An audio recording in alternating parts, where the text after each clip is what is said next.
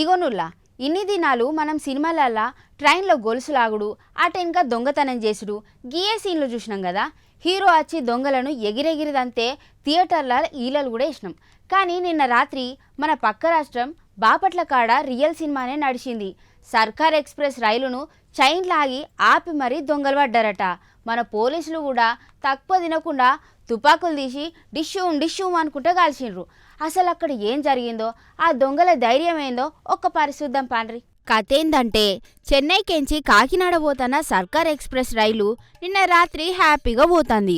కరెక్ట్గా బాపట్ల అప్పికట్ల స్టేషన్ దాటంగానే నల్లమడ వాగు బ్రిడ్జి కాడ ఎవలో గుర్తు తెలియని సన్నాసి గట్టిగా షైన్ లాగిండట. గంతే ట్రైన్ ఆగిపోగానే దొంగల బ్యాచు S3, S6 బోగీలకు దునికిండ్రు. నిద్రపోతున్న ఇద్దరు ఆడోళ్ళ మెడలకెంచి ఊరంతా బంగారం అంటే దాదాపు 75 గ్రాముల గొలుసులను పట్టుకొని పోయిండ్రట. ఆ ఆడోళ్ళు గట్టిగా కేకలు పెట్టే వరకు తత్తిమ ప్యాసింజర్లకు నిద్రమ తిడిచి ఏం జరుగుతుందో తెలియక ముందే గుండె గుబేలైందట. గదే టైంలా ఆడ రైల్వే గేట్ కాడ బందోబస్తులో ఉన్న AR కానిస్టేబుల్ రవికుమార్ అన్నకు మ్యాటర్ తెలిసిన్నది. ఇంకేమున్నది, సినిమాలో హీరో ఎంట్రీ ఇచ్చినట్టు రవికుమార్ అన్న చేతులున్న SLR గన్ను పట్టుకొని స్పాట్కి వచ్చిండు. దొంగలు రాళ్ళిసరంగా తగలకుండా తుపాకీ తీసి గాల్లో 1, 2 కాదు 9 రౌండ్లు కాల్చే వరకు దెబ్బకు చుట్టుపక్కల ఊళ్ళన్నీ తుపాకీ శబ్దాలతోని దద్దరిల్లిపోయినాయిపో. కానీ అసలు ఇంత ఏందంటే ఇన్ని కాల్పులు జరిగినా అటు దొంగలకు ఏం కాలేదు, ఇటు పోలీసులకు ఏం కాలే.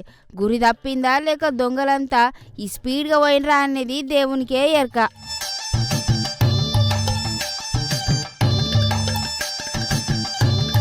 ఈ గ్యాంగ్స్టర్ రేంజ్ రచ్చంతా అయిపోయినాక ఇలా పొద్దుగాలనే మన railway SP Shanmukha Vadivelu, TSP Akkeswararao sir లొకేషన్కి వచ్చి పెద్ద రివ్యూనే పెట్టిండ్రు. రైళ్లలో దొంగతనాలను పురాగా అణిచివేస్తాం, ఇక నుంచి సిబ్బందిని పెంచుతాం, దొంగలను పట్టుకొని కోర్టులో నిలబెడతాం అని గట్టిగా స్టేట్మెంట్లు ఇచ్చిండ్రు.